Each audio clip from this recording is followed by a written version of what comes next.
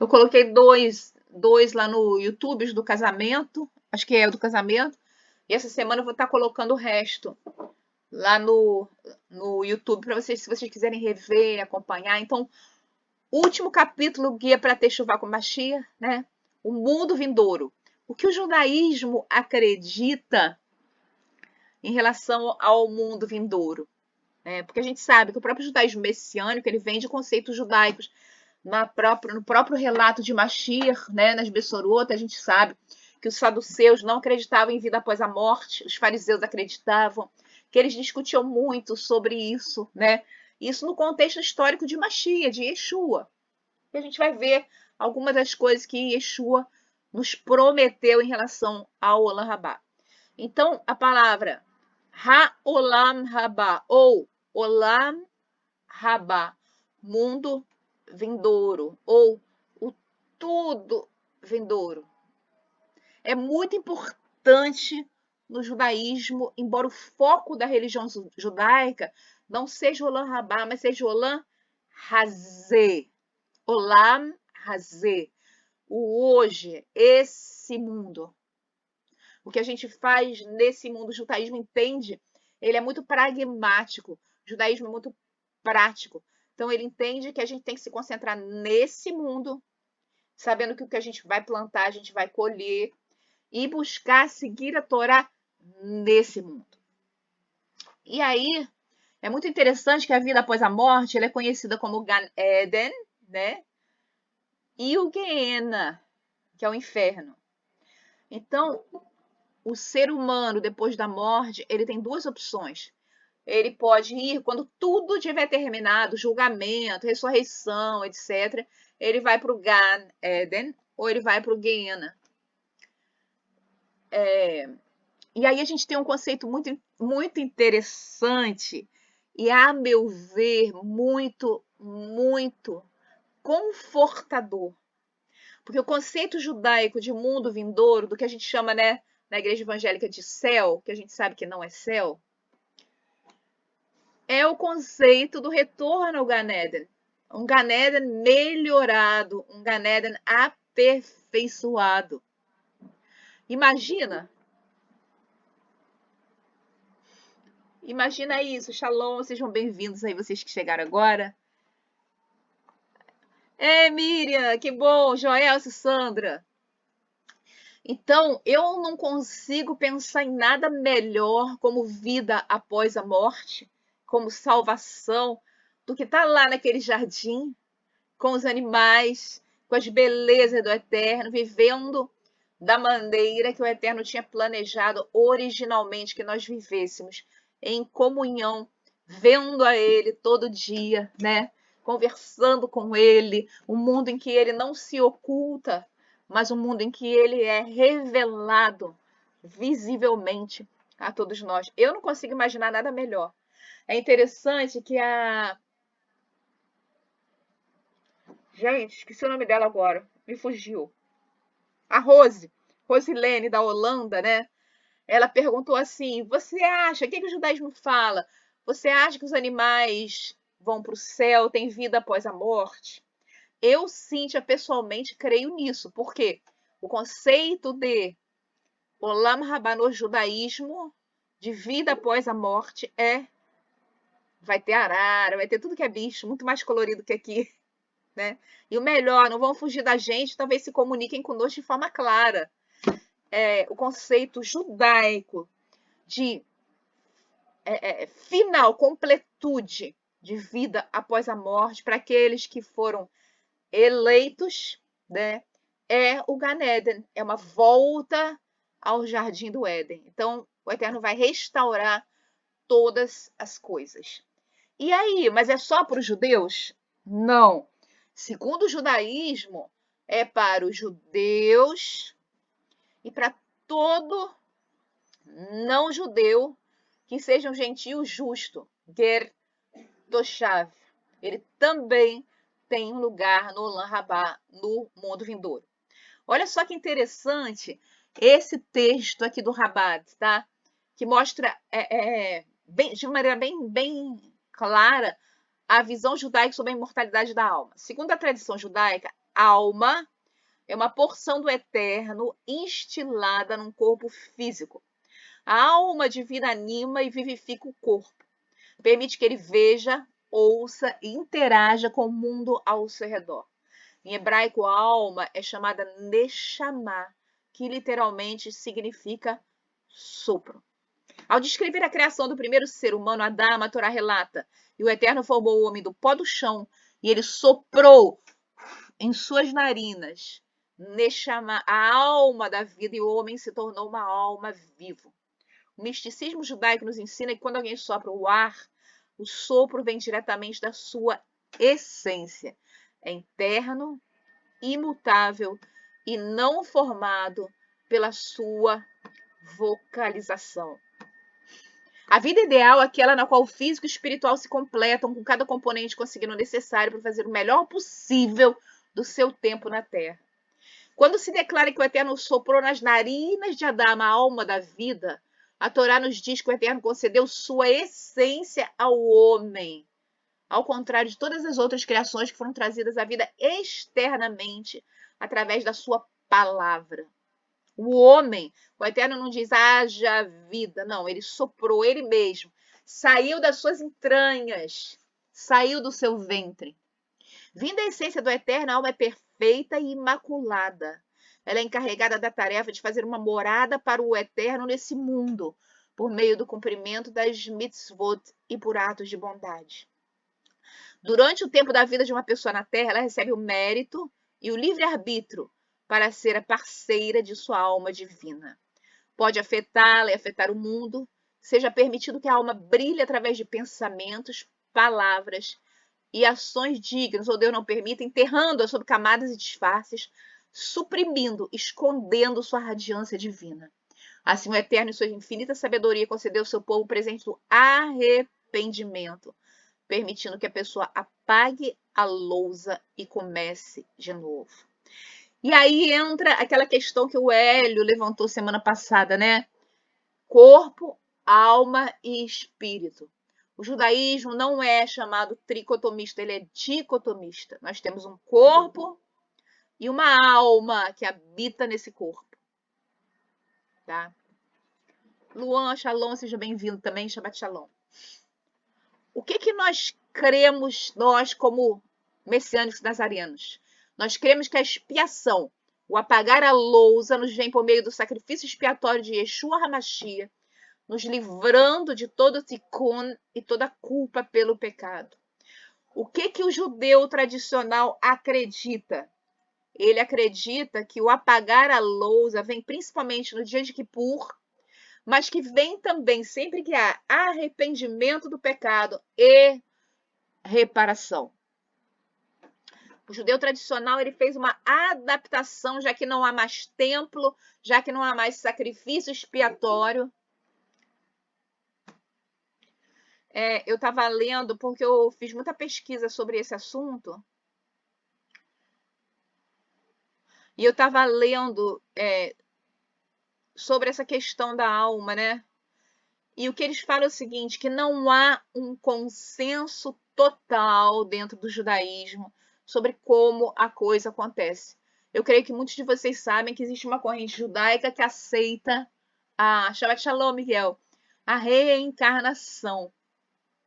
A visão de reencarnação, principalmente os rabinos mais místicos, mais cabalistas, o conceito de reencarnação no judaísmo, ele é diferente do conceito de reencarnação no espiritismo, por exemplo. No espiritismo, a pessoa reencarna para cumprir com seu tikkun, pagar os seus pecados da vida pregressa, e aí são aqueles milhões e milhões, né, de reencarnações, até que a pessoa entre num estado de santidade, pureza suficiente para ser aceito no Olam Abá. No judaísmo é diferente. Essas correntes do judaísmo que creem em reencarnação, elas creem o seguinte, que a cada encarnação a conta é zerada, no sentido de culpa, mas que a reencarnação é, na verdade, a manifestação da misericórdia do Eterno dando àquela pessoa a chance de acertar quando ela errou. Ou seja, ela não seguiu o caminho do eterno, ela não seguiu o caminho da vida, ela não buscou a Torá, ela morreu, ela vai reencarnar, e aí nessa vida, talvez ela decida seguir o caminho da Torá, e aí ela vai reencarnando até ela seguir o caminho da Torá e morrer, né, num estado de santidade, sendo um tzadik, etc. Esse é o conceito de algumas correntes judaicas, não todas. Não é todo judeu, não é toda a corrente judaica que crê na reencarnação, tá? Então não existe um consenso total em relação a essa questão da reencarnação. Existe um consenso, sim, de que no final, depois da ressurreição dos mortos, vai haver acesso ou ao Gan Eden, né? Ou ao Gan Eden, ou para aqueles que buscaram o eterno, aqueles que foram justos, aqueles que se arrependeram, aqueles que buscaram a justiça durante toda a sua vida, ou então, né, o Gehinnom, onde haverá choro e ranger de dentes para sempre. A alma, sendo uma parte do eterno, partilha de todos os seus atributos. É infinita, toda poderosa, sagrada e eterna. A grande maioria dos judeus, eu diria que a totalidade hoje em dia, né, porque os saduceus eles se extinguiram com o tempo, acredita na eternidade da alma, ou seja, é importante lembrar quem entrou agora que o judaísmo entende a alma como sopro de vida, tá? O judaísmo não separa em corpo, alma e espírito. É o corpo e a vida. Tá? O corpo, em comparação, é feito de matéria física, temporário. Tá aqui hoje, mas começa a desintegrar-se assim que a alma o abandona. Podemos então entender logo a preocupação do judaísmo com a alma acima do corpo. A alma perdura, ao passo que o corpo retorna ao pó. A gente vê muito isso, né? Em todas as religiões, toda a prática religiosa, eu creio em todas as religiões. Eu costumo falar isso, eu fui estudar psicanálise. Vou te responder isso já, Leandro. Muito boa pergunta. A psicanálise, eu fui estudar psicanálise exatamente por isso, porque as religiões, elas se preocupam muito com a alma, né, com aquilo que é imortal. Elas negam o corpo, sua fisiologia, seus desejos e as questões emocionais. Elas simplesmente ficam num limbo e elas não são trabalhadas. Quando muitas vezes são essas questões emocionais que vão nos levar a acertar ou a errar. Porque o nosso subconsciente é quem dita nosso padrão de comportamento. Vou responder essas perguntas aí de acordo com o judaísmo, tá? Então, o que acontece? Para o judaísmo, isso não diminui a importância do corpo ou do mundo material. Somente quando desce no corpo físico e vive nesse mundo, a alma pode cumprir sua tarefa. E o corpo capacita a alma a trazer divindade ao mundo, bem como adquirir santidade adicional para si mesmo. E como isso é feito? Por meio da interação da alma com o mundo físico e material, cumprimento das mitzvot, cumprimento de atos de bondade e estudo da Torá. O judaísmo vê o estudo da Torá como o ato, a mitzvah mais importante de todos, inclusive aquela que compensa todos os outros erros, tá? Aquela que vale muito mais do que qualquer mitzvah. Ao mesmo tempo, a alma permite que o corpo transcenda sua natureza animal, refinando e revelando sua divindade, sua bondade inata. Cria no interior do corpo um anseio de escapar dos limites da existência material e de se conectar com o eterno. Então, é uma interação. A alma abençoa o corpo. E o corpo é o veículo da alma que permite que ela transite em Malchut, né? Malchut é o mundo material. Fala, Adalberto. Abre aí o microfone. Você levantou a mão. Sim. Tem muitos livros. Tem muitos livros. Tem livros que defendem a reencarnação, tem livros que não defendem a reencarnação. Depois eu posso colocar alguns livros aí para você. tá? Na própria enciclopédia judaica tem um tomo só sobre isso, muito interessante, tá? Uhum. Para quem quiser se aprofundar, né, nesse assunto.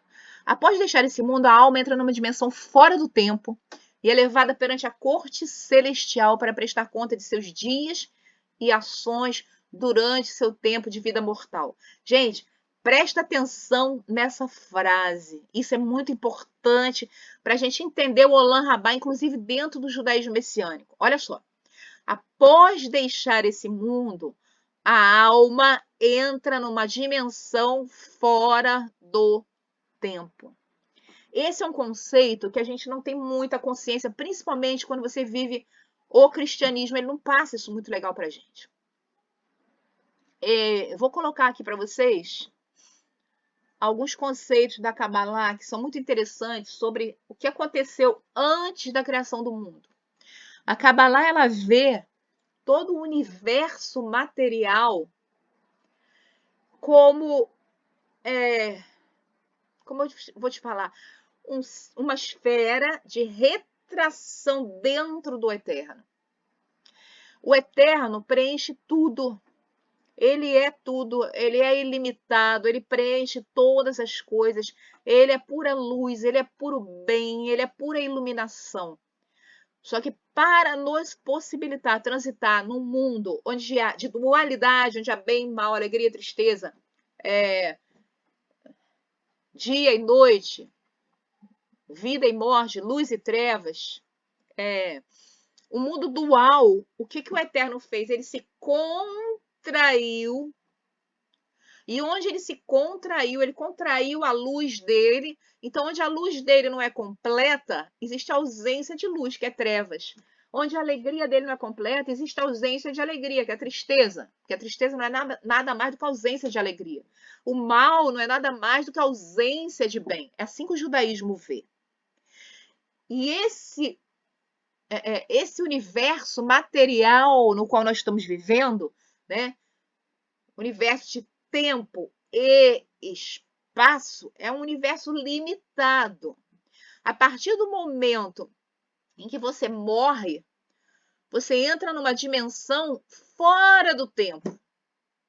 Segundo o judaísmo, a partir do momento que você morre, você é transferido diretamente para o momento da corte celestial, em que você vai prestar conta de tudo que você fez durante a sua vida.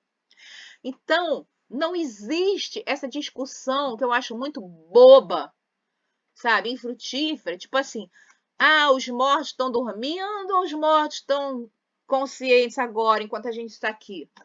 Eles não estão nem dormindo, nem conscientes, eles já estão lá na frente, no Olam Rabá, para onde a gente vai ser projetado assim que a gente morrer.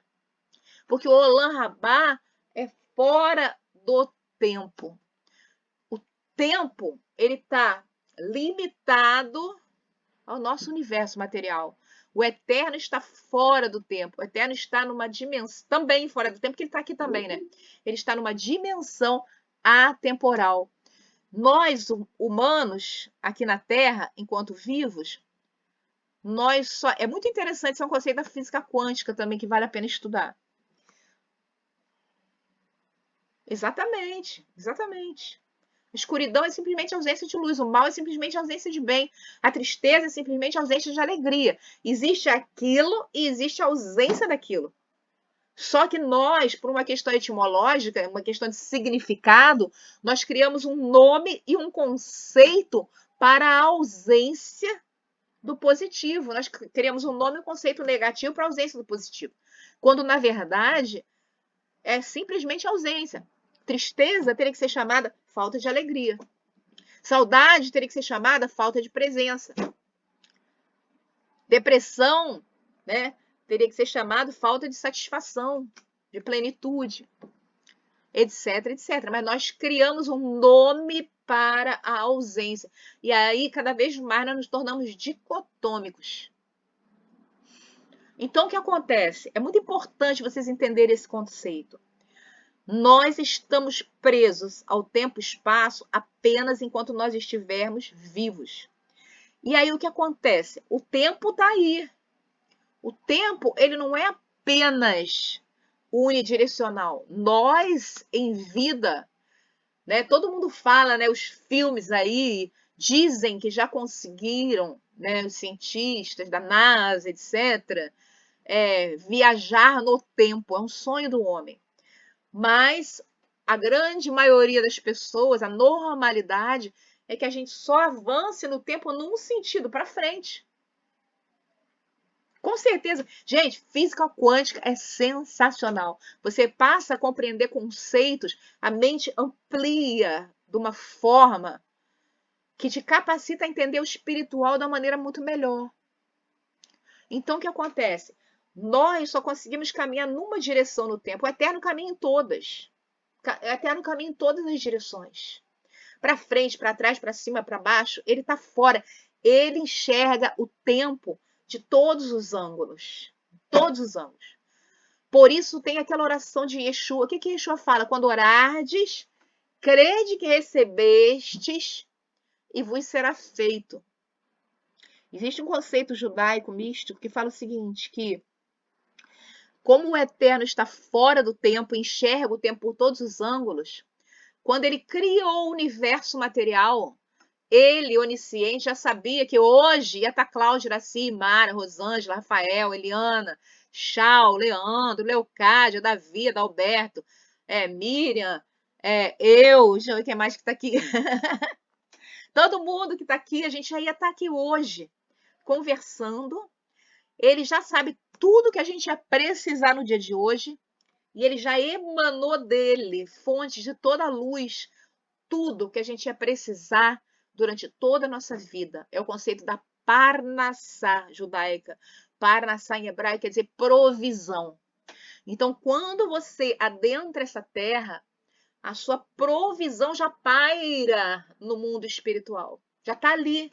É como se fosse uma conta bancária milionária com tudo aquilo que você vai precisar na sua vida, tá? Só que tá ali, ó. Cabe a você nesse mundo descobrir a senha ou conquistar a chave para abrir e fazer descer sobre você. Há uma tendência na física a afirmar que o tempo na nossa dimensão é uma ilusão. Gente, eu sou apaixonada por essa questão do tempo. Eu escrevi um livro chamado Mexendo no Seu Tempo. Pesquiso muito esse conceito de tempo, porque eu creio que o conceito de tempo é essencial. E eu creio que tempo é o bem mais precioso que nós temos na face da Terra. Tempo é o bem mais desperdiçado e mais mal utilizado na nossa vida. Exatamente, tempo é vida. E o tempo existe exatamente por que existe o tempo? Pelo fato de nós envelhecermos e morrermos. É só por isso, porque se nós não envelhecêssemos e não morrêssemos, não haveria necessidade de contagem do tempo. Só que o Eterno colocou, né, na verdade, ele colocou alguns marcos, né? Colocou os astros, colocou o dia e a noite, para nós nos guiarmos nessa questão temporal. Por que isso? Eu creio exatamente para que nós possamos fazer da nossa vida algo mais eficiente, eficaz e útil, né? Mas a questão é essa, o tempo ele só existe nessa dimensão física por causa da questão da limitação da nossa vida. Lá é vida eterna.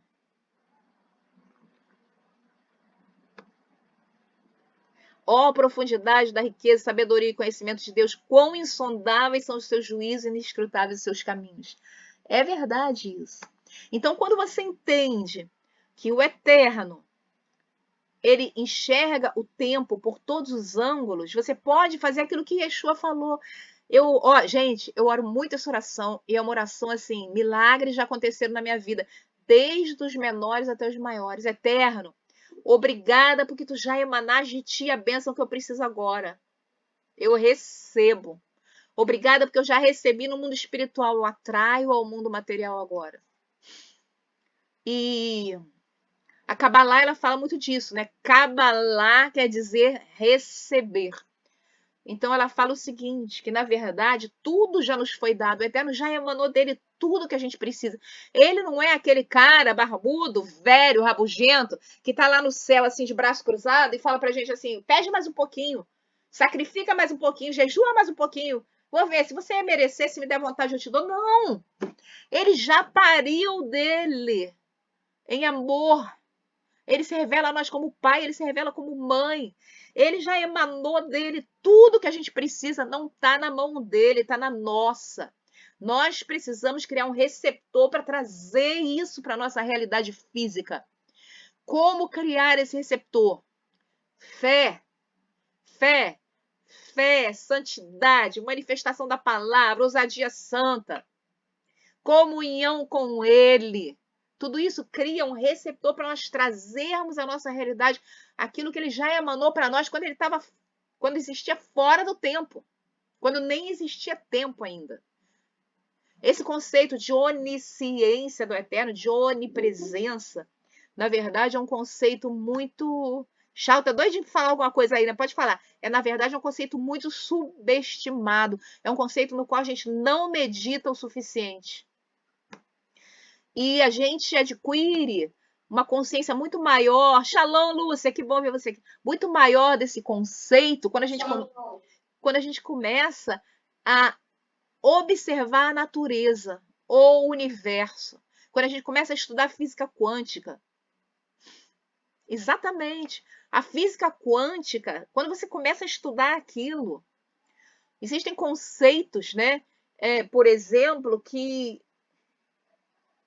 a matéria ela pode estar ao mesmo tempo aqui e em 32 lugares simultâneos. Olha só que doideira, porque a matéria, na verdade, ela pulsa. Ela existe ou não existe, existe ou não existe, em nanosegundos. Gente, são conceitos assim que de virar a cabeça, de ampliar a cabeça. Eu recomendo que vocês pesquisem um pouco, claro, sempre coando, né? Examinar de tudo, retende o que é bom, mas ajuda muito a gente a ampliar até o nosso conceito do eterno e a entender de maneira muito mais profunda o Olam Rabá, plano, projeto dele, principalmente o amor dele por nós. Quando você começa a entender a relatividade do tempo, muitas vezes relatada por pessoas que têm, não sei se alguém aqui já teve arrebatamentos, né? A gente tem o Gustavo, né, que tem muito, que estuda isso e tal. Num arrebatamento, às vezes a pessoa fica 2 segundos, 3 segundos fora, e, no entanto, aquele tempo no mundo espiritual foram horas, às vezes até dias. E aí você entende que o tempo é totalmente relativo. Fala aí, Chau.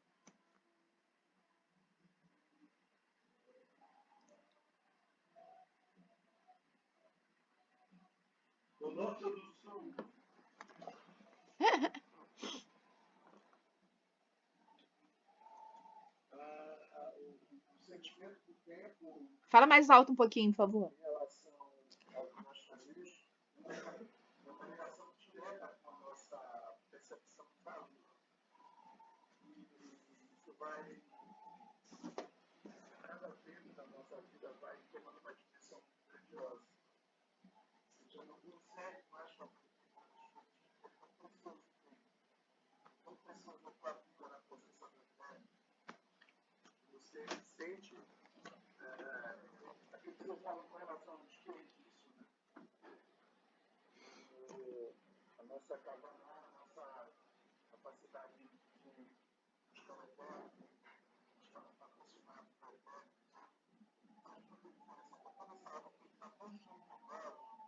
Aqui no nosso país. Então, eu diria que essa reflexão do tempo, ela é extremamente importante. Eu quero saber como encontrar Ah, depois eu te mando. Te mando em PDF. Então, esse livro é exatamente sobre como aproveitar melhor o tempo, entendeu? Sem enormes elucubrações sobre o tempo, isso aí é para outro livro. Mas é muito importante a gente ter essa consciência, né? Porque a gente está num cenário em que a gente tem, né, Só que a gente tem a missão de fazer o melhor possível, né? E tá como se estivesse uma corrida de cadeiras. A gente não sabe quando a música vai acabar e a gente vai ter que se sentar. E, conforme diz a Bíblia, o que vai contar para o eterno é a nossa última situação. E não tudo aquilo que passou. Então, é algo muito sério. O eterno nos chama aí contra nossos instintos, contra o nosso imediatismo, a fazer o que a gente não quer fazer, né? Como diz Rav Shaul. E a gente não sabe a hora em que a gente vai ser tirado do jogo.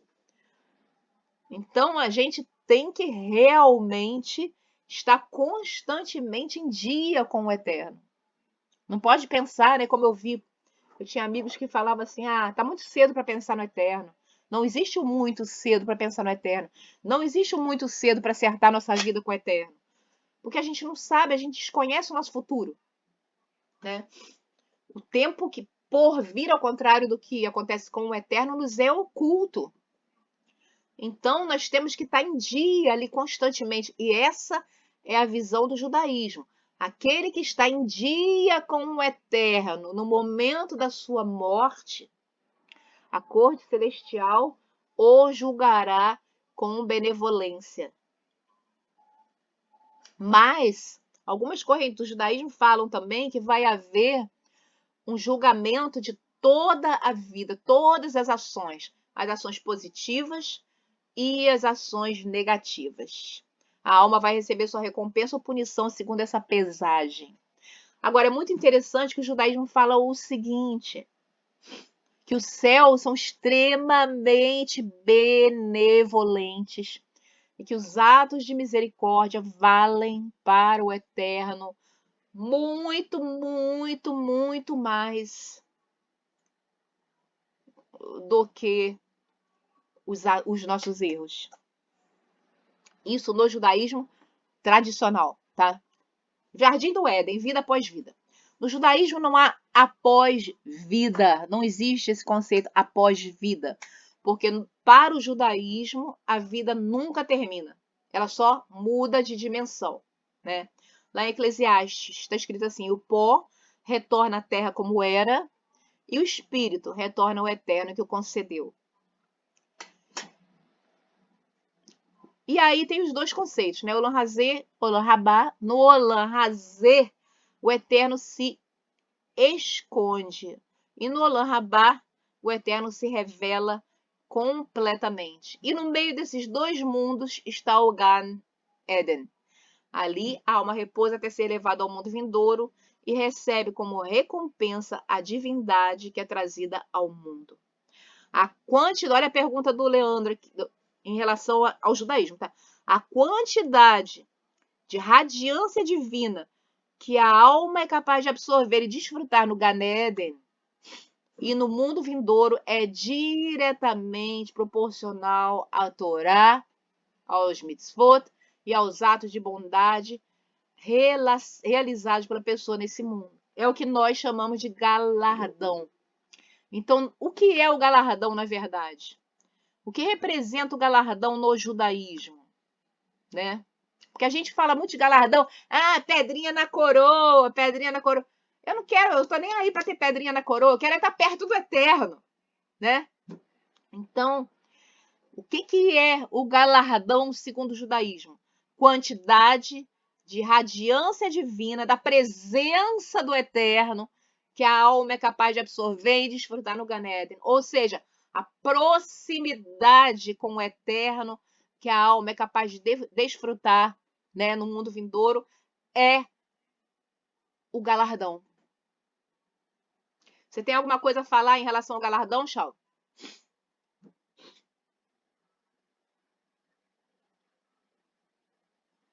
Olha, é muito importante a gente observar essa questão de essa forma que você passou para a gente.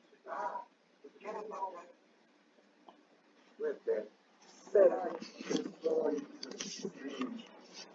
É como se iniciasse um evento, tentasse fazer algo diferente, esquecesse toda a corrida da vida. E a gente não ia ficar preocupado com essa coisa. Eu quero só falar da minha forma plena, grandiosa, nessa vida. Mas faz a diferença nisso.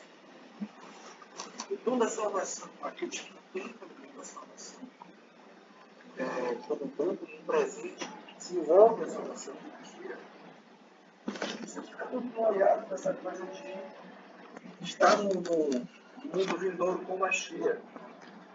Posso falar um pouquinho comigo, eu lido um pouco com isso.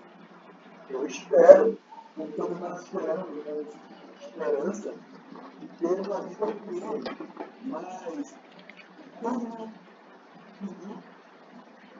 até uma hora,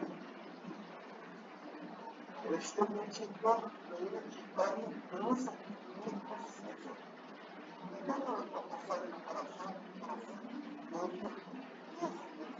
Hebreus ficaram favoráveis quando chegava para eles clamaram e nós estamos reclamando e organização ciclo de março, avante, para de chorar, para de chorar, antes que o anjo venha de nós, eles que vai ter, mandou fazer isso.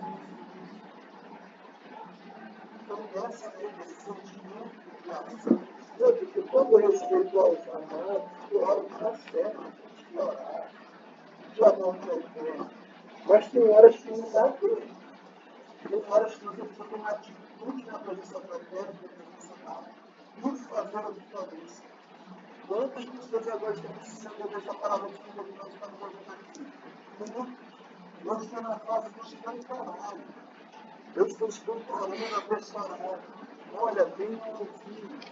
Precisam ter acesso, porque esse fragmento, essa fração que nós temos muito cuidado, muito sempre começar a falar, mas o tempo já esteja acabando.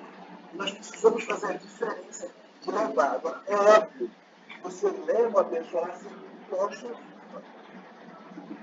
você não vai levar palavras para as pessoas, você vai levar a sua vida. E isso faz muita diferença. Então, é tão grande, essa oração é tão de fazer a diferença. Mundo vindouro, venha na esperança que nós temos na nossa cheia, mas hoje, eu não quero fazer o que eu não quero só dizer, eu só quero estar contigo amando, seja só isso. Isso mesmo, isso mesmo. É aqui agora, é lá também, mas é aqui agora. Qual é a grande diferença? A grande diferença é a seguinte: o judeu, ele tenta ser um tzadik, claro, por amor ao eterno também, mas para conquistar o mundo vindouro. Nós que temos Machia, nós fazemos o máximo para nos apegar ao eterno, nos tornarmos tzadikim por gratidão e amor, porque nós sabemos que tudo já foi feito, tudo já foi realizado, que o próprio eterno, por meio de Machia, expiou nossos pecados. Então, existe uma diferença fundamental aí, e eu creio que, como eu vou te falar, quando a gente estuda o Shema, né, a gente vê que no Shema está o segredo para tudo, e o segredo para tudo é o amor, é amar o eterno. O amor é o único veículo para a santidade. O amor é o único veículo para a santidade. E quando nós entendemos tão grande salvação, tão grande expiação, tão grande amor, que o próprio Eterno, por meio de Machia, adentrou a história, morreu a pior morte possível, uma morte de vergonha, de esculacho, de, gente, tortura, né? Para expiar os nossos pecados, quem se conscientiza disso, não existe outro impulso, outra kavaná, do que servir, do que buscar o eterno, do que se ligar a ele, do que ser cheio de amor, de devekut. Então, essa é a grande diferença entre nós que cremos em Machia e o judeu que não crê em Mashiach. Ele busca na própria força. Ele ama, sim. Né? Os judeus tradicionais têm um profundo amor pelo Eterno, principalmente aqueles que são mais devotos. Eles têm um profundo amor pelo Eterno. Eles fazem por amor. Eles têm uma consciência da bondade do amor do Eterno. Mas eles entendem que é na própria força. Os cabalistas não. Os cabalistas já entenderam que não é na própria força. Fala, Miguel. Cíntia, Sim. eu queria pegar uma carona aí na fala do nosso querido Tchau. Raul Gonçalves, sabe? Aham. Eu queria pegar uma carona aí. Confessar uma surpresa minha quando eu vim para Portugal. Sim. Nós estamos com os grandes primeiros, nós estamos com os grandes primeiros, nós estamos abraçados, né? Assim, é a diferença do nosso contexto cristão no contexto Judaico. messiânico. Porque, por exemplo, eu fui um pastor que pregava de toda forma que eu posso imaginar. Aqui na comunidade, de casa pública, já troquei, sempre na rodoviária, aqui, em Belém. Aham. Quando eu vim para Portugal, eu senti assim um receio, medo que as pessoas tinham, talvez devido aos históricos demais, né, no Brasil, no mundo, de tanto sofrimento, tanta perseguição. E, assim, parece que tudo fora da cara, que tudo de uma maneira oculta. E, assim, eu compreendi por esse lado, mas eu te confesso você, a Saúl, as irmãs, e eu fiquei diferente do povo. Eu quero dizer que quando eu sabia a verdade parcialmente, eu nos duelava, eu ia para os quatro cantos e pregava até aonde podia, e falava de Jesus para todo mundo. Agora que eu estou terminando, em Yeshua, agora que eu estou me aproximando, vai continuar, aí agora eu vou ficar ansioso, vou ficar com medo. Olha, Paulo, você está de parabéns, querido, de dizer mesmo que eu estou descansado. Tem muita gente precisando do Eterno, da Torá, fazer se chuvar. E eu admiro pessoas como assim, que como Israel, como outros irmãos que têm vivido para cultivar intensamente, sem receio, porque para nós viver a anarquia, uma zona bruta, e se você tivesse morrer pela perseguição da nossa agora, como as condições estão muito politicamente, né? Então você tivesse de ser mais um mártir, você. Agora mesmo eu não vou ter, entendeu? Eu até de receber um terrorista, e ele vai acabar, quem sabe até aos Oh, Baruch Hashem. desarmados, não é? Sabe essa desarmado, ele estava acostumado, desculpa aí, doutor, a parte do pastor, que eu não estava contando, mas aproveitando aí a fala do Baruch Hashem. Baruch Hashem pela sua vida. Fala. Fala, Shaul. Eu sou de ser tréplica aqui pelo seguinte, porque precisa estar. A sua fala, ela necessita calma. Quando nós vimos para eu vou dizer que o Eterno tem colocado espinhos no existe. Porque havia alguma coisa que se dava o Eterno iniciou de uma certa forma, que eu chamo de outra plataforma. Mas existiam algumas coisas que precisavam ser trabalhadas. Hoje, estou há mais de 30 anos de conhecimento cristão. Mas hoje, dia de hoje, de ontem para hoje, Karina chegou, eu estou assim, né? Nós, a gente achava que sabe de uma coisa, e o Eterno, através do Espírito, nos reforma, nos surpreende. Então, Israel, eu te digo o seguinte, que nós vamos voltar ao Espírito e levar a pessoa só que no nível de profundidade, uma unção que é incontrolável. Porque nós não controlamos a unção do Eterno. Nós não somos mágicos. mais do que ele, como a gente acha que ele nos usa como Oh, aleluia. quer. Ele faz do jeito dele, não do nosso. Isso nós não podemos. Então, faço a prece no sentido de que sim, nós devemos voltar totalmente apaixonados. Agora, conscientes de que nós não podemos manipular, nunca fizemos isso, mas a gente sabe que muitas histórias as pessoas que não entendem a fineza, o que é o relacionamento muito espiritual, mas a vida dele.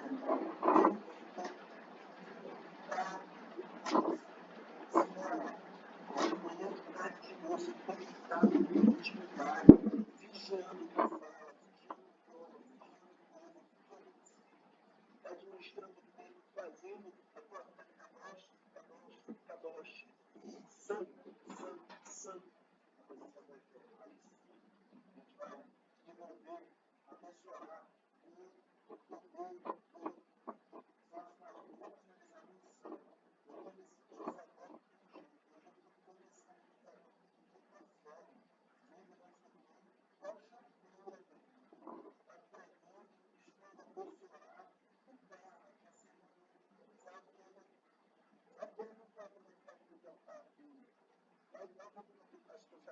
Agora, não adianta a vida alimentar se você não cumpre a Torá. Você tem que ter vida alimentar e tem que obedecer a Torá. Aí quem sabe pode fazer isso. Isso mesmo. Essa questão do id, né? Essa questão do comunicar, é muito interessante a gente estudar a história do não proselitismo judaico, tá? Porque existe realmente uma tradição não proselitista judaica, que é algo totalmente não divino, é algo totalmente criado por homens, na época da Idade Média, Renascença, por conta de problemas que o judaísmo teve com prosélitos que não estavam prontos, que não tinham humildade nem submissão suficiente para aceitar sem contestar, né? Aliás, a gente vê isso quando a gente pega o livro do Tzadok, Judaísmo Nazareno, a gente vê que desde o primeiro século, né, no caso dos nazarenos, já houve, né, houve a ruptura, então os cristãos, os nazarenos e os hereges modificando as coisas, né? Modificando o dia, modificando conceitos teológicos importantíssimos, etc, etc. O judaísmo, ele tem essa linha de ação. Tá dando problema? Corta fora, tá? Um exemplo é a questão dos Meshirim, porque na época, em torno da época de Yeshua, apareceram vários candidatos a Messias, né? E foram algumas histórias tristes. Teve o Bar Korba, né, que morreu. Teve um que falou que era para cortar o pescoço dele fora, cortar a cabeça dele fora, que ele ressuscitaria. Cortaram, não ressuscitou. E o último deles, o que aconteceu? Ele se auto-intitulou Messias, com muitos seguidores, só que aí os muçulmanos o capturaram e falaram que ele tinha que se converter ao Islã. Se ele não se convertesse ao Islã, ele seria morto. E aí ele pegou e se converteu ao Islã. Então foi uma vergonha tão grande para o judaísmo que o Sinédrio, a liderança judaica, proibiu que pessoas se auto-intitulassem Messias e outros seguissem. Então, tá dando problema? Corta. A questão do proselitismo foi a mesma coisa. Tá dando problema? Vamos cortar. Então, o judaísmo, ele cumpre com o id entre judeus. Eles vão nas casas, eles falam do eterno, eles chamam para a sinagoga, eles são extremamente ativos. Se o cara é judeu. Se o cara não é judeu, é o contrário. Eles, tradicionalmente, eles vão te rechaçar 3 vezes, vão te dar um coice, vão te insultar, vão te chamar de lixo, vão mandar você embora. Por quê? Isso é uma coisa deliberada, para ver se a pessoa realmente quer. A meu ver, o que aconteceu? O judaísmo messiânico e nazareno ainda tem muito, muito, muito de idolatria ao judaísmo.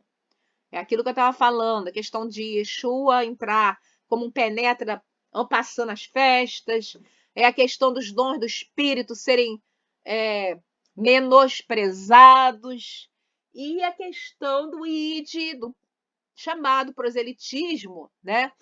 Como muita gente, a Cláudia mesmo, ela dá um testemunho. Ela estava numa congregação judaico-messiânica que você não podia orar pelos enfermos, você não podia ir nos hospitais, você não podia sequer orar em grupo, porque ensinaram para ela que judeu era assim. Quisesse orar, tinha que orar individualmente, ficar trancada dentro de casa. Quando eu conheci Cláudia, ela estava em depressão. E eu falei, não é nada disso. E a realidade é a seguinte, nós vamos servir o judaísmo rabínico ou nós vamos servir a Mashiach? Então, o que Shaul falou é isso, a gente tem que gritar. É como Yeshua falou, não adianta você ter uma candeia que ilumina, botar debaixo do armário. A gente tem que gritar, a gente tem que falar das Bessorotas, a gente tem que criar uma halachá judaico-messiânica nazarena. A gente não tem que ter medo. Shavotov, Sandra. A gente não tem que ter medo de se posicionar, a gente não tem que ter idolatria do judaísmo. Sadoc, outro dia, estava orando comigo, pedindo perdão ao Eterno, porque o judaísmo messiânico muitas vezes tem sido um cemitério espiritual para pessoas que no cristianismo eram cheios do espírito, cheios de obras, eram pessoas comprometidas com o ide de Mashiach, comprometidas com ajudar os próximos, comprometidas com a obra do Eterno, e vieram para o judaísmo messiânico por uma falsa interpretação e uma falsa orientação. Se tornaram pessoas frias, fechadas dentro delas mesmas, sem coragem de proclamar a verdade. Essa é a realidade. Eu sempre falo isso, você andar no judaísmo messiânico nazareno é você andar numa corda bamba. É como você andar numa corda bamba, você não pode cair para um lado nem para o outro. E infelizmente, nesses 26 anos de prática de judaísmo messiânico, eu tenho visto muita gente se perder por idolatria ao judaísmo. Gente, não vamos cair nessa. Você nunca, sabe quando você vai ser aceito pela comunidade judaica? Nunca! Tua mãe, você não tem a ketubá da tua mãe, você não tem a ketubá da tua avó. O único jeito de você ser aceita é se você tiver a ketubá da tua mãe e a ketubá da tua avó. E assim mesmo ainda é difícil. Então vamos largar essa ilusão de querer agradar o judaísmo tradicional. Não vai agradar, você não tem pedigree, você é um marrano, um cristão novo. Você tem que agradar o Eterno. Você tem que agradar o Eterno, é a Ele que você tem que agradar, é a vontade dEle que você tem que fazer. E Yeshua deixou bem claro, ide e contai as Bessorot. E a gente não tem feito isso. Fala, Miguel. Veja, ainda bem que a gente está num segmento equilibrado, né? A gente está entre uma coisa e outra, radical, né? Aí eu fico embabando, sabe? Aqui questionou por que tanta perseguição contra nossos irmãos judeus, né? E aí eu te pergunto, e para os irmãos aqui, já que a gente está debatendo esse tema, conversando sobre esse tema, a gente tem agora a questão. Porque a gente observa assim que não pode viver um grande segmento, né? Viver uma grande parte, assim, no sectarismo, no orgulho, no pessoas, né? Alguém estava assim, será que isso daí não contribuiu também para grandes perseguições que vieram do passado, pela história? Será que isso não explica um pouco a perseguição no Holocausto, na época da tomada de Jerusalém, durante o Norte e outros, né? Porque a gente sabe que todos os estados, as pessoas são diferentes, né? Então, Israel talvez tenha tocado nesse sonho, porque o povo, né, ainda disponível, abençoado, acaba fazendo espaço por ano Israel, não estou fazendo aqui uma colaboração com todos, mas a gente observa que Estados Unidos, a questão do sectarismo do orgulho, dos judaizantes,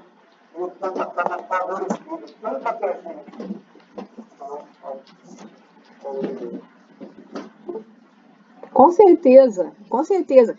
E a posição judaica ela é plenamente compreensível, porque, gente, eu li uma apostila, tá com a Valéria emprestada, tem que pegar na volta. Uma apostila escrita por um pastor sobre o relacionamento judaico-cristão através dos séculos. Gente, quando você lê aquilo, primeiro você fica enojada do ser humano, né? A Inquisição pegava mulheres judias grávidas, abria a barriga delas, colocava rato vivo dentro da barriga delas, junto com o bebê e costurava. Isso é só um exemplo de tortura da Inquisição para judeus. Então, esse fechamento, né? Essa aversão do judaísmo a tudo que não seja judaico, principalmente ao que seja cristão, é plenamente justificado. Porque o judeu ele não entende como, em nome de um Messias judeu, tantas barbaridades puderam ser feitas contra o povo. Né? Exatamente. O ser humano é atroz. Né? E quando você começa a estudar, por exemplo, a história do judaísmo, do caminho, né? Você vê que já na geração seguinte a Yeshua começaram as aberrações, começaram as heresias. O pessoal fala muito concílio de Nicéia. Que concílio de Nicéia foi muito depois. A coisa começou muito, muito antes. Muito antes. Então é o ser humano que é caído. E diante disso, o que nós devemos fazer? Proclamar a verdade, porque o nosso mestre é Yeshua HaMashiach, né?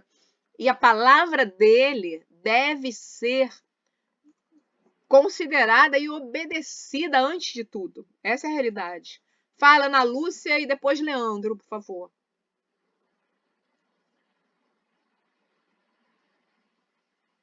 Ana? Shalom. Shalom? Shalom. Tá me ouvindo? Estamos te ouvindo bem. Então, eu estava. Acabei de colocar. Eu ouvi meu irmão falando aí do esse orgulho foi da pessoa que eu ouvi falar. Mas orgulho. Então, assim, a sua força, você tem várias coisas. Eu acho que você tem esse respeito. As noites, os tratamentos, mas assim, não só isso.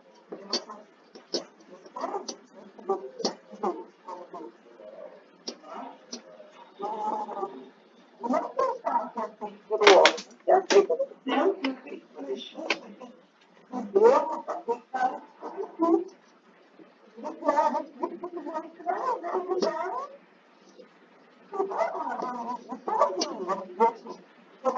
uma coisa nem outra, não. Sozinho. Mesmo, congregava numa congregação e eu, assim, solitária, depressiva. Por isso que eu acho que tem que pensar isolado, que não conhece, que não lei, sabe? Mas, não sei nada disso,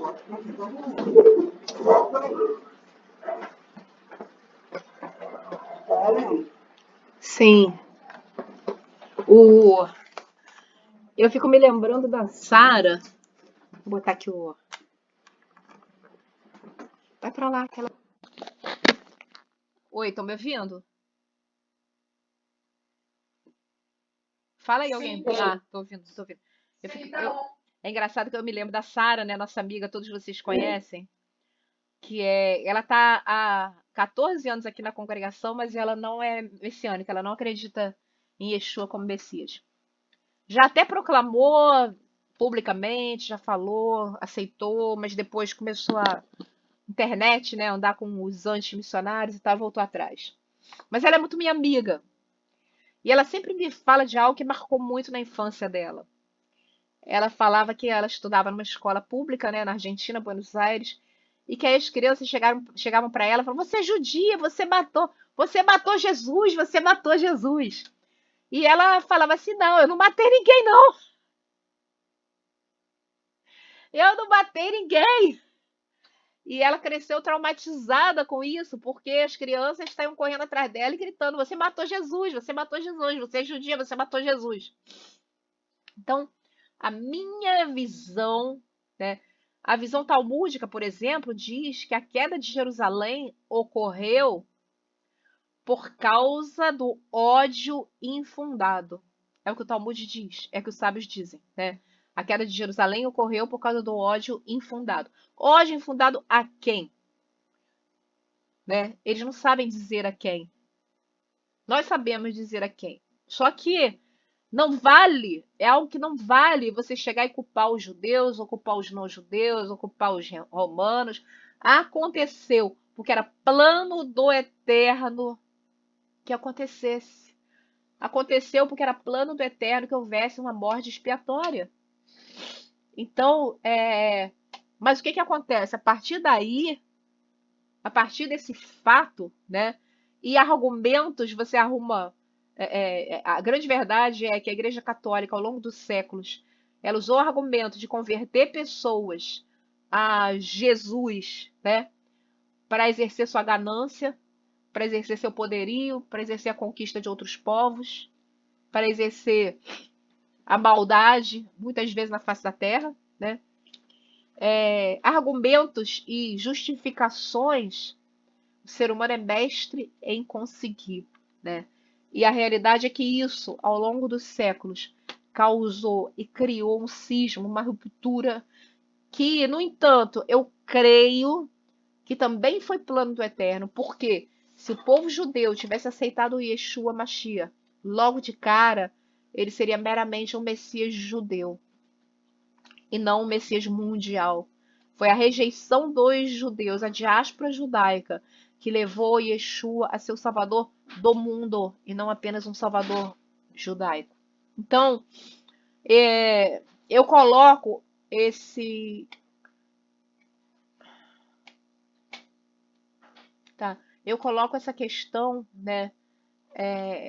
Que é uma questão tão dolorosa para ambos os povos, principalmente para o povo judeu, que realmente sofreu, foi vitimizado ao longo da história, né? Mas que também provocou dor e morte, né? Como todos os povos, gente, todos os povos têm os dois lados, entendeu?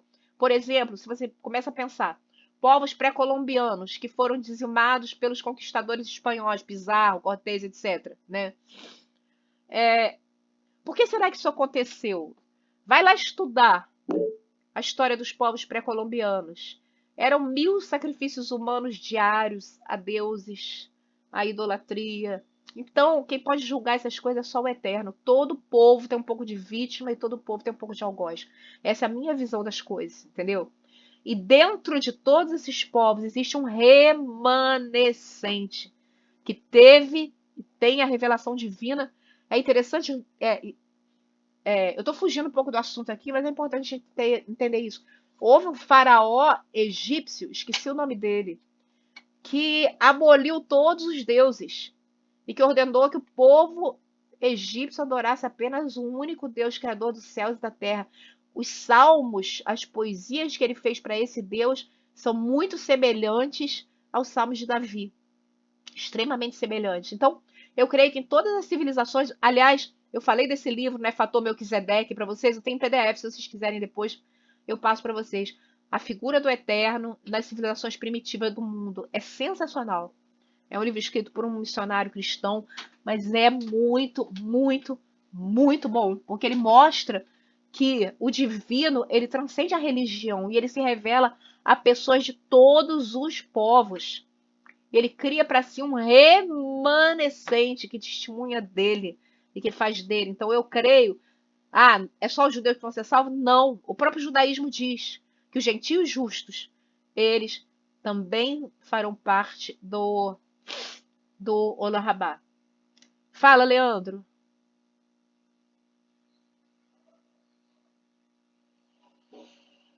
Sim, eu assim, eu não entendo assim,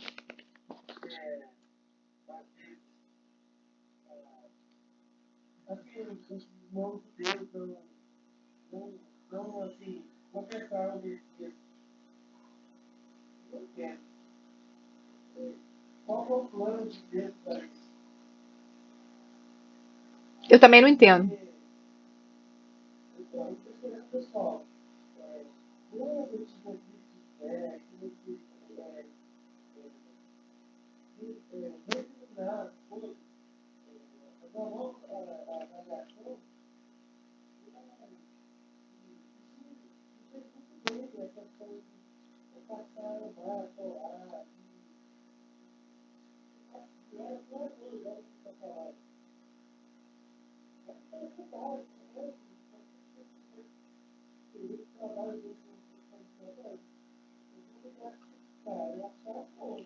É só amor. É só amor.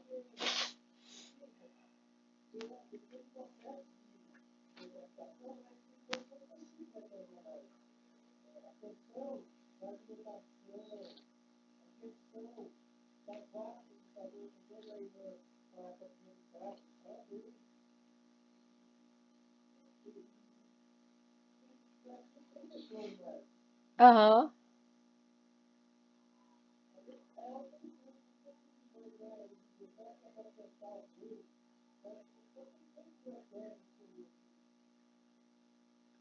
Leandro, isso é algo que eu não entendo também.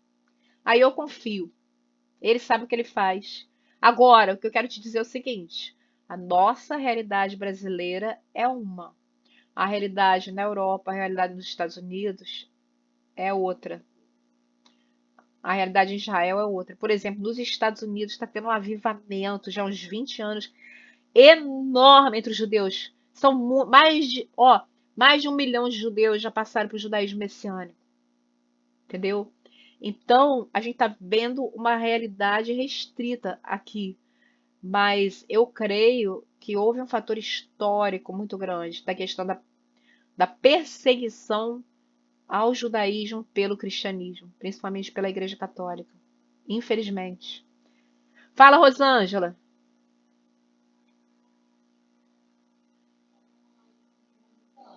Shalom.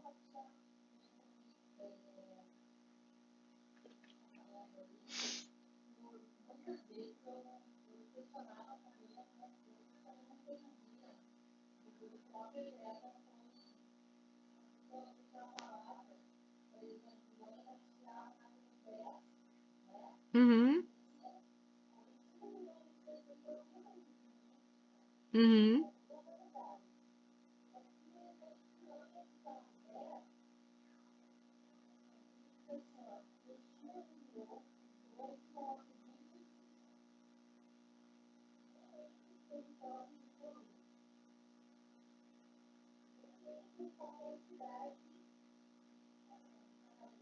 uhum, uhum. Ele veio, porque o que acontece era uma instrução específica para aquele momento, entendeu? Ele precisava que primeiro as Bessorotas fossem pregadas aos judeus. Porque depois você vê que ele fala o quê? Jerusalém, Samaria, que já não era judeu, era odiado pelos judeus, e até os confins da terra. Isso aí,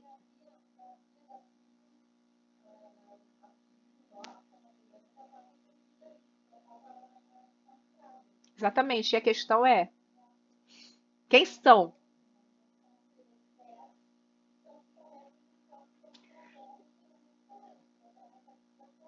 Exatamente.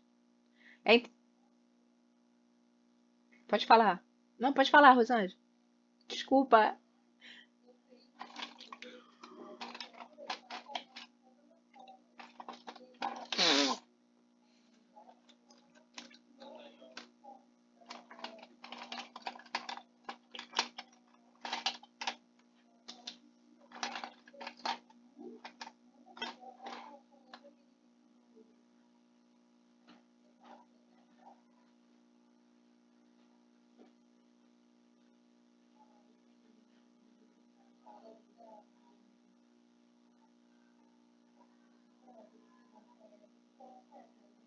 Não.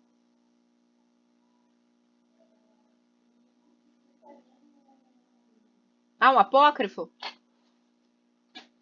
Jazé? Ah, tá. O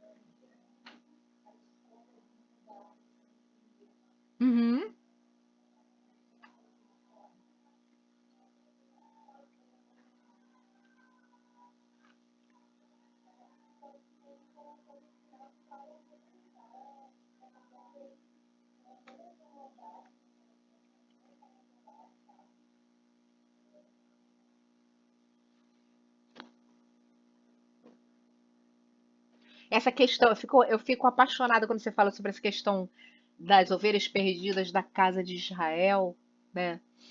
As ovelhas perdidas da casa de Israel, porque quando nós começamos o trabalho aqui, o Eterno falou conosco isso: ide as ovelhas perdidas da casa de Israel. E nós erroneamente pensamos que as ovelhas perdidas da casa de Israel eram os judeus que não conheciam Yeshua. E aí o que aconteceu? Onde tinha um judeu na região dos lagos, a gente ia atrás, convidava, chamava. A Sara é fruto disso também. Aí chamava para as festas, falava de Yeshua, e eles não se convertiam. Impressionante. E aí a gente ficava muito frustrado, porque. Mas por que, Eterno? Até que o Eterno mostrou pra gente que as ovelhas, os judeus que sabiam que eram judeus, não eram ovelhas perdidas. Eles eram ovelhas que sabiam onde eles estavam, a que povo eles pertenciam.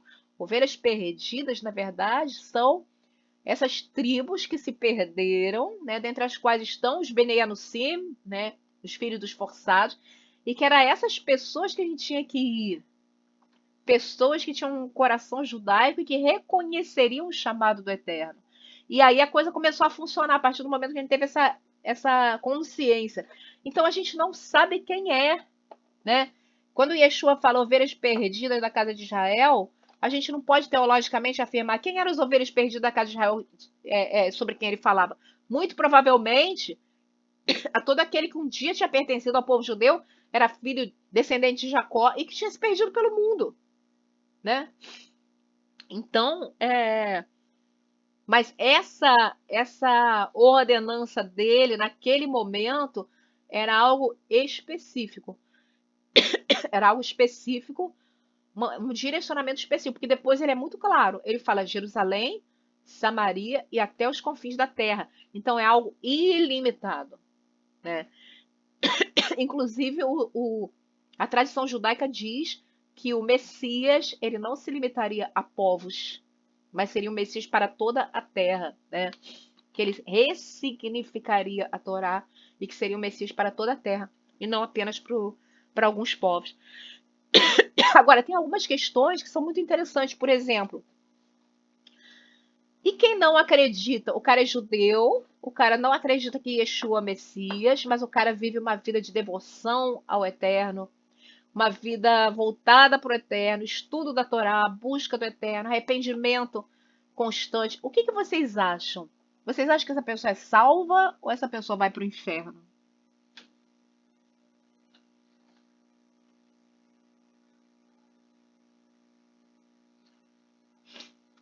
Ei, ei, ninguém? Oi, silêncio total.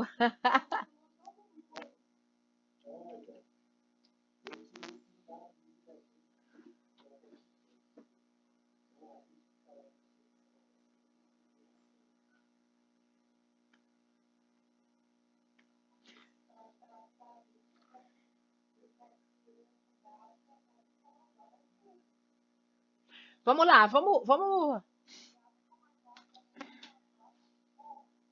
discu vamos discutir um pouquinho de gramática agora? Fala. Ah, aham.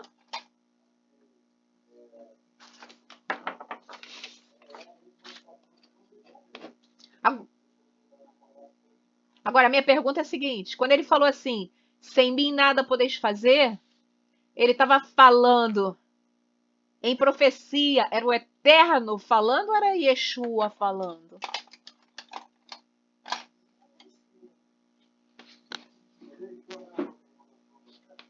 Então, ali, o que está sendo dito, sem mim o Eterno nada podeis fazer, ou sem mim, Yeshua, nada podeis fazer?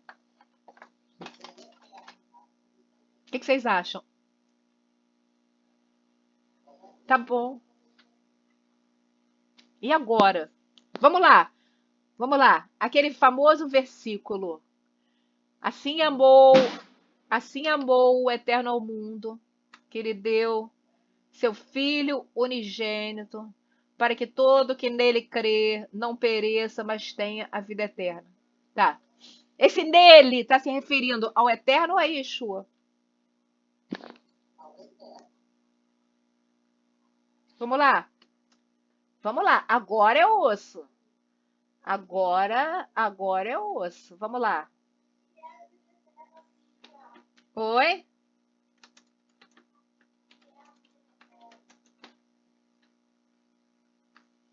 Vamos lá.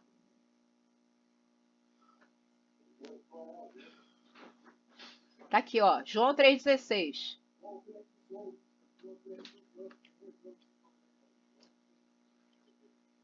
Porque Deus amou o mundo de tal maneira que lhe deu seu Filho unigênito, para que todo aquele que nele crê não pereça, mas tenha vida eterna. Portanto, Deus enviou seu Filho ao mundo, não para condenar o mundo, mas que o mundo fosse salvo por meio dele. Tá, mas vamos lá, João 3,16, vamos ficar aqui. Vou botar aqui para vocês entenderem.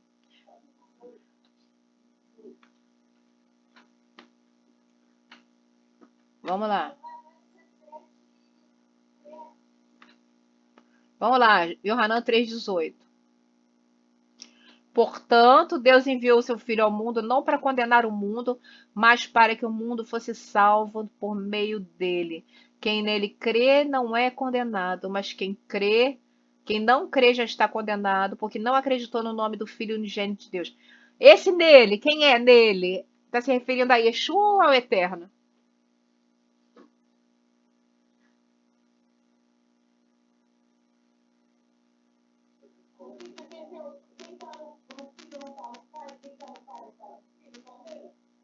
E aí? E agora?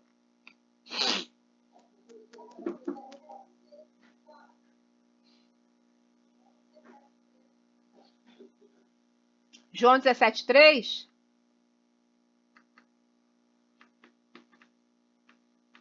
Vamos lá.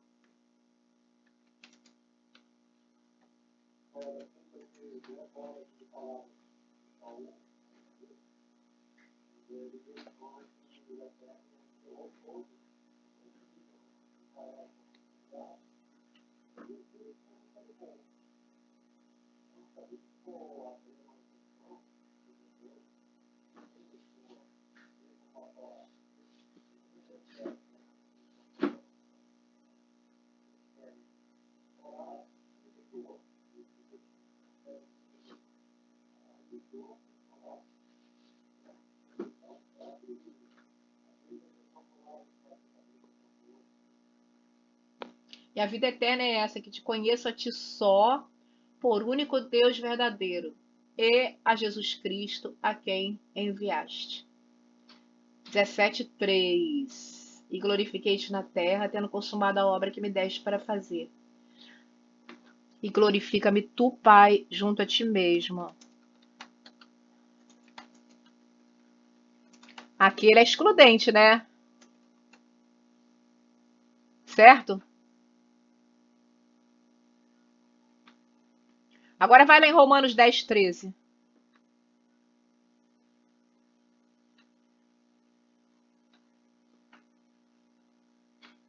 Começando 12.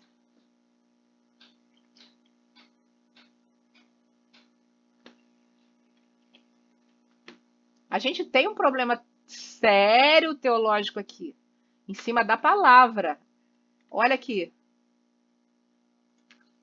Portanto, não há distinção entre judeus e gentios, pois o mesmo Senhor é Senhor de todos e abençoa ricamente todos os que invocam. Porque todo aquele que invocar o nome do Senhor será salvo. E agora? Isso está lá em Joel 2,32. Ele não estava se referindo a Machia, mas estava se referindo ao Eterno. O sol se converterá em trevas e a lua em sangue, antes que chegue o grandioso e temível dia do Senhor.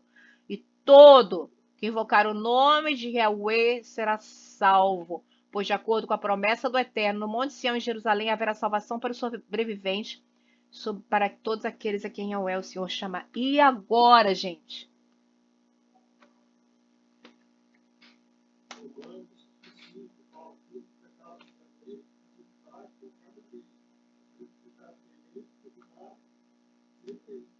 Aham! Aham! É, mas aqui tá falando o seguinte: todo aquele que invocar o nome do Eterno será salvo. E agora?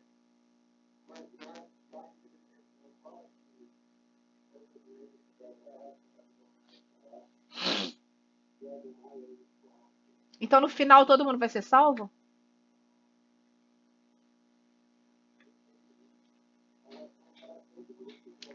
O Chau do Norte tá coçando a cabeça aí agora.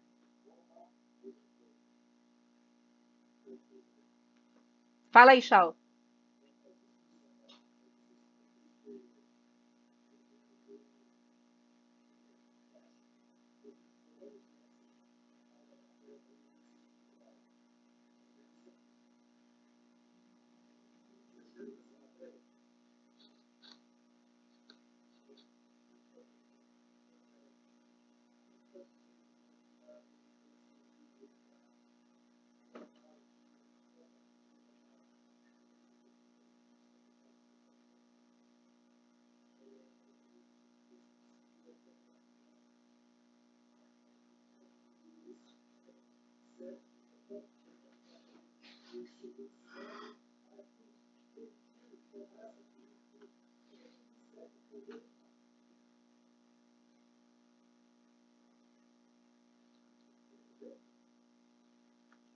Será que na verdade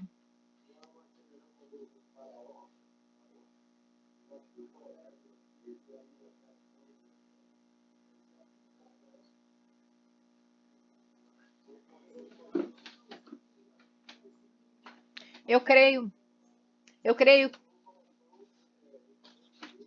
eu creio que aí entra a mesma questão da predestinação. O Eterno estando fora do tempo, ele já sabe quem, apesar de todas as suas tentativas de amor, não vai nunca se abrir para ele. Ele está fora do tempo.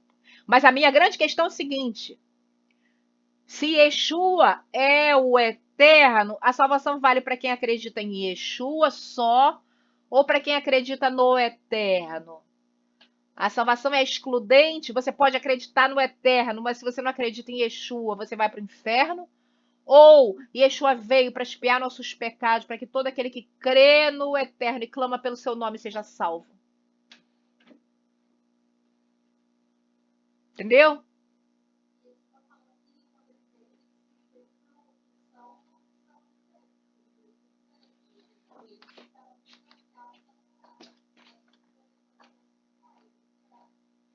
Exatamente.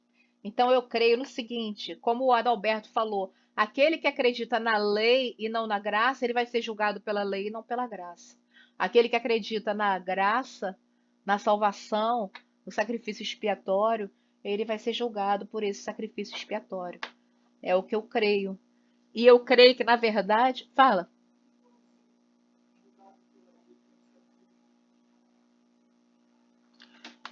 Porque segundo o judaísmo, tá? As mitzvot pesam muito mais do que os. Isso é segundo o judaísmo. As mitzvot pesam muito mais do que os erros. Então é traçada uma soma. Entendeu? Na verdade é uma soma. Não é aquela coisa. Não, se você pecou uma vez, você acabou para você. Não, mas é uma soma.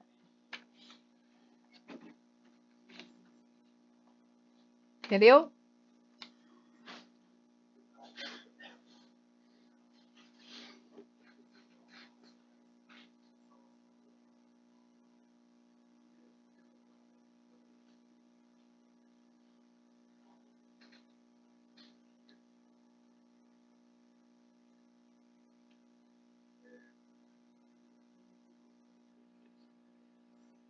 Muito difícil. É muito. Eu mesmo.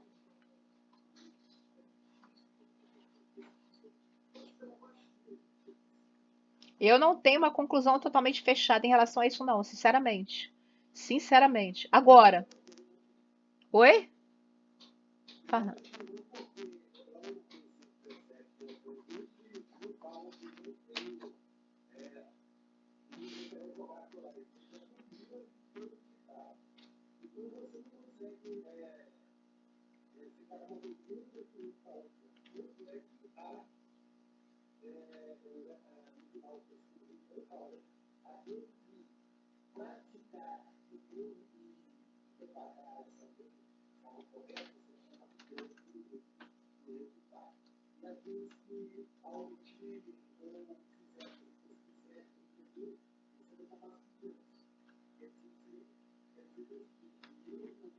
Pecando.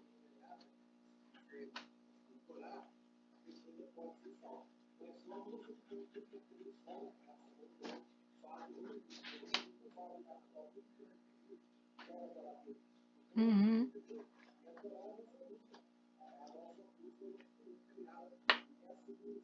Exatamente. Perfeito. Fala.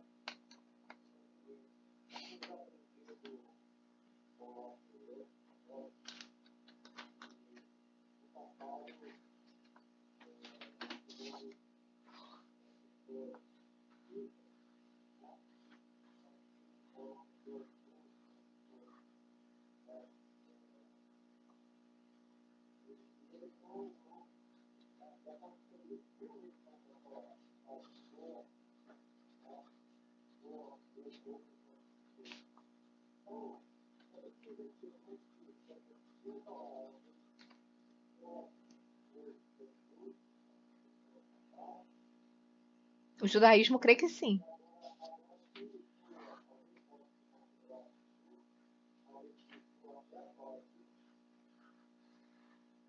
Será que o que eu fico pensando é o seguinte, olha só. Será que o sacrifício de Yeshua valeu apenas para aqueles que creem que ele já veio, já morreu? Ou será que ele vale também para aqueles que esperam por um Messias, embora não o tenham reconhecido como Messias e que têm profunda fé no eterno e na expiação do Messias? A gente não sabe. A gente não sabe exatamente o que. E aí é muito interessante porque eu falei da Kabbalah, né? E até estava falando com você, Miguel, sobre a música hoje, né? Eu mencionei isso ontem lá no Shabat. A maioria das músicas dos nossos serviços, Ana Becou, Lerradozia, Dona Olam, elas foram compostas por cabalistas. É muito interessante isso. E tem uma música que foi composta por um cabalista, que é o Avino Malkeino, que a gente canta no Yom Kippur. Eu amo essa música, aquele Avino Malkeino, sabe qual é? E ele fala, essa música ela fala o seguinte: não pelos nossos méritos, porque nós não temos, mas pela tua graça e pela tua misericórdia, perdoa-nos. Então existe uma corrente do judaísmo que sabe que não é pela pela força do nosso braço, mas que é pela graça e pela misericórdia do Eterno. Então, a minha pergunta é a seguinte: aqueles que sabem que é pela misericórdia do Eterno, que o Eterno vai arrumar um meio, já arrumou um meio para salvar apesar dos nossos pecados, será que eles são condenados também?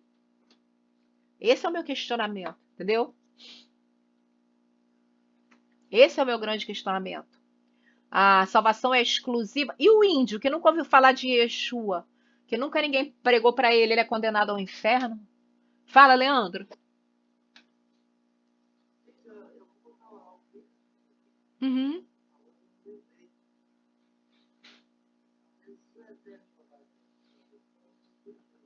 verdade.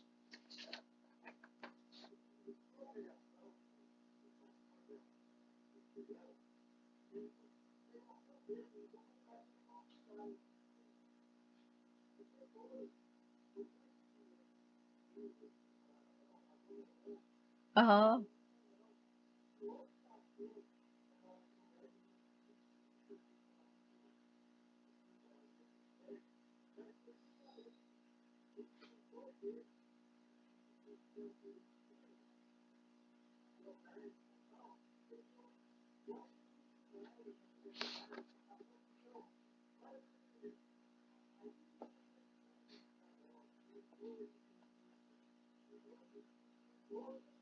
Uhum.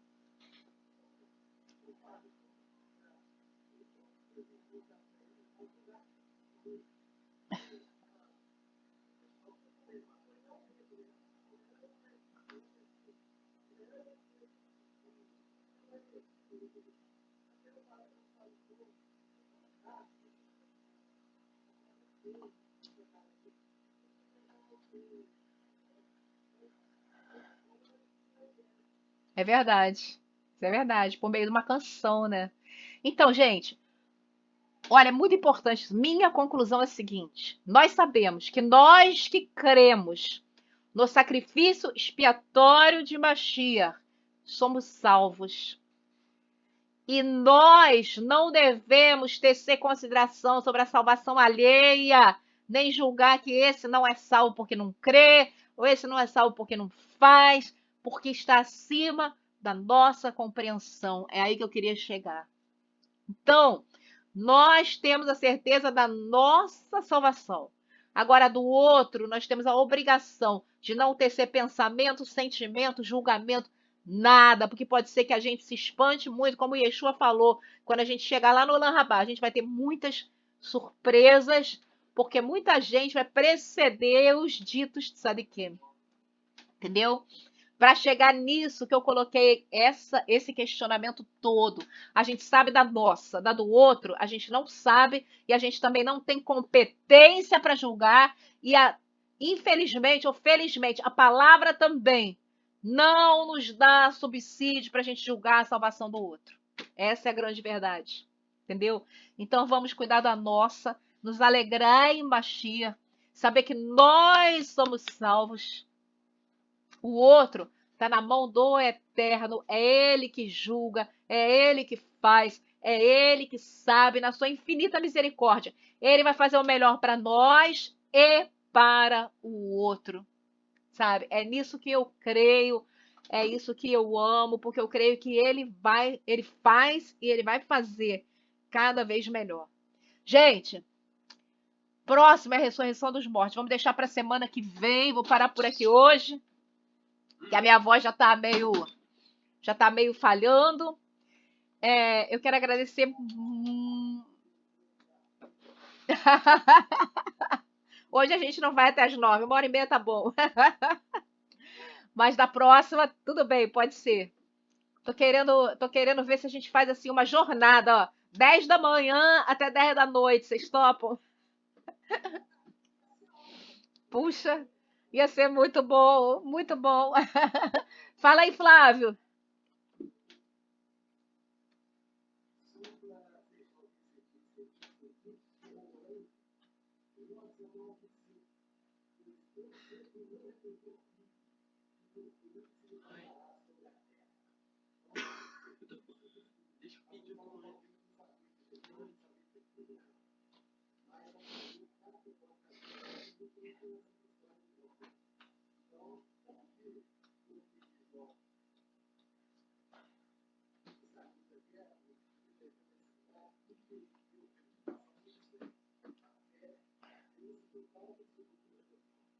Exatamente. Exatamente. Então, Baruch Hashem, que nós cremos que Mashiach chegou até nós por circunstâncias geográficas, por circunstâncias pessoais. Louvado seja o nome do Eterno. Para mim começou quando eu falei eterno. A verdade completa eu não vou conhecer em vida, mas me leva o mais perto possível da verdade. E eu creio que ele tem levado a todos nós, entendeu? Começou de um chamado, começou de um clamor que não tinha nada a ver com religião, tinha a ver com verdade, né? E Baruch Hashem, que nós fomos agraciados com essa verdade, né? Ó, gente, eu sou muito grata pela vida de vocês. Vocês são buscadores, gente, vocês são pessoas muito especiais. E vocês trazem assim muita alegria para minha vida, muita alegria. E essa aula, gente, para mim é o que tem de melhor na semana inteira. Muito obrigada, tá? Eu queria pedir a Eliana para encerrar com uma oração, por favor.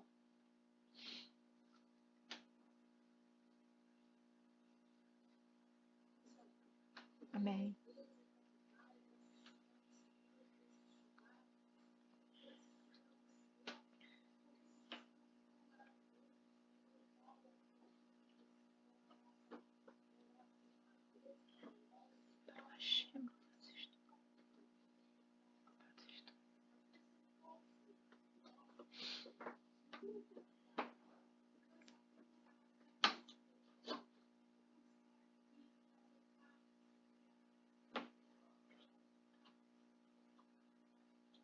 Amém.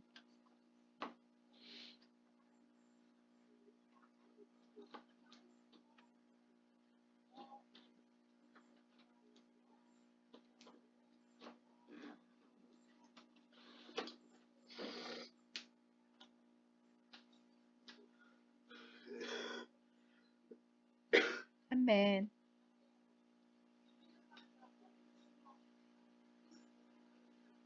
Amém.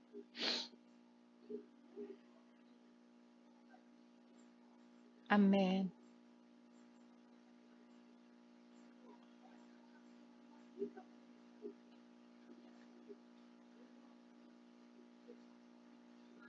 Amém.